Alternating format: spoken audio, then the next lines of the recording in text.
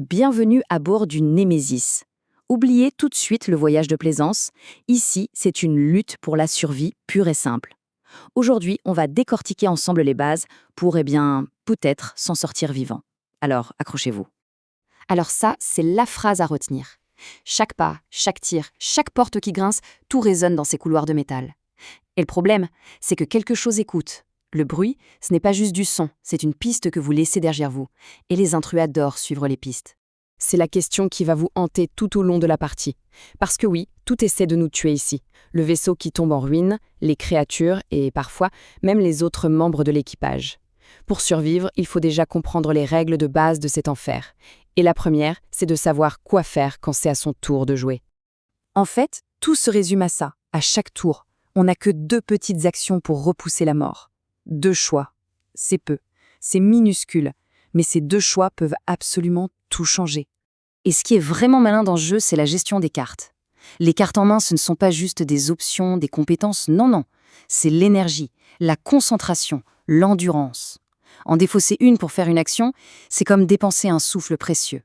Et on est vite à court de souffle. La structure d'un tour est d'une simplicité brutale. D'abord, on pioche pour remonter sa main à 5 cartes. On respire un coup. Ensuite, on effectue jusqu'à 2 actions. Et j'insiste sur le jusqu'à. Parfois, la meilleure action, c'est de ne rien faire pour garder ses cartes et ses forces. Et qu'est-ce qu'on peut faire avec ces fameuses actions? Eh bien, se déplacer, pour explorer ou juste pour fuir, soyons honnêtes. Tirer, pour tenter d'abattre une menace. Attaquer au corps à corps, ce qui est souvent une très mauvaise idée. Ou alors, utiliser les actions spéciales des salles du vaisseau. Chaque choix est vital. Inévitablement, à force de se déplacer et de faire du bruit, on finit par attirer l'attention. Et sur le Némésis, l'attention, ça ressemble à des griffes et des crocs. Le combat est une certitude. La survie, par contre, beaucoup moins. Bon, voilà la faune locale. Ça va de la larve, qui a l'air de rien mais qui est une vraie bombe à retardement biologique, jusqu'à la reine, qui est en gros une catastrophe ambulante. Chaque type d'intrus demande une approche différente. Les sous-estimer, c'est signer son arrêt de mort. Allez, mettons-nous en situation. On est dans un couloir sombre, un bip sur le détecteur de mouvement et une forme massive se détache de l'ombre. C'est un adulte, costaud, méchant. Comment ça se passe concrètement ? Pour sa première action, on décide de jouer une carte de tir. On paye le coup en carte, on lance le dé et on croise les doigts pour faire des dégâts. Mais la riposte est immédiate. On pioche une carte d'attaque d'intrus pour voir comment la bête réagit. Et ça peut être n'importe quoi. Une esquive, une charge, une attaque vicieuse. Chaque balle tirée est une invitation au chaos. Et la larve alors? Ah, la larve! Elle, son truc, c'est pas de déchiqueter. Non, c'est beaucoup plus insidieux.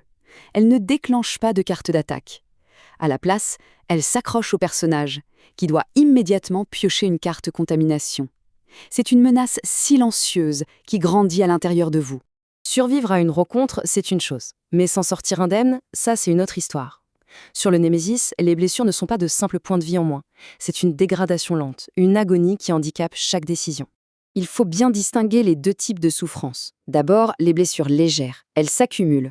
1, puis 2, et la 3e se transforme en blessure grave. Et une blessure grave, c'est une carte qui devient un handicap permanent. Un bras cassé, une hémorragie.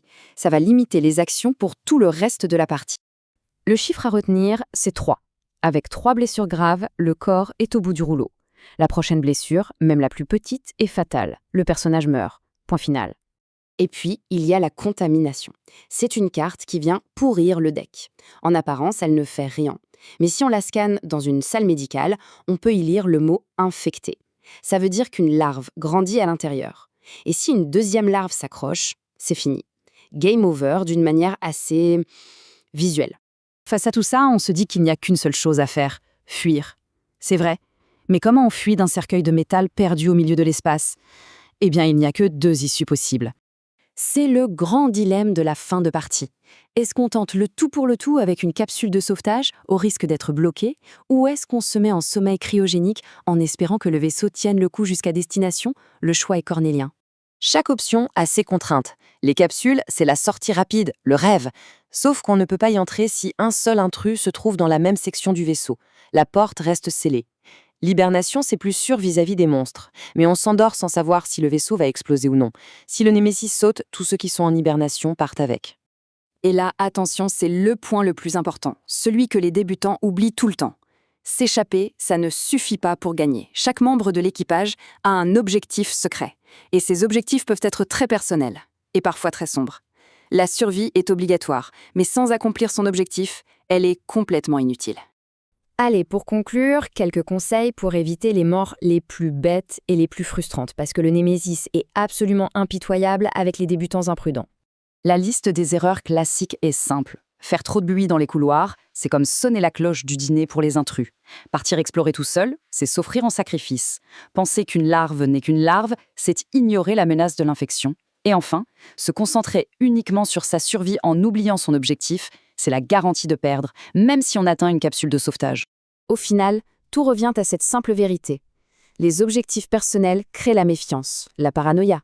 Mais au milieu des trahisons potentielles, une chose unit tout le monde: le besoin de rester en vie. La vraie question, ce n'est pas de savoir qui va gagner, mais simplement qui sera encore là pour le voir. Bonne chance, vous allez en avoir besoin.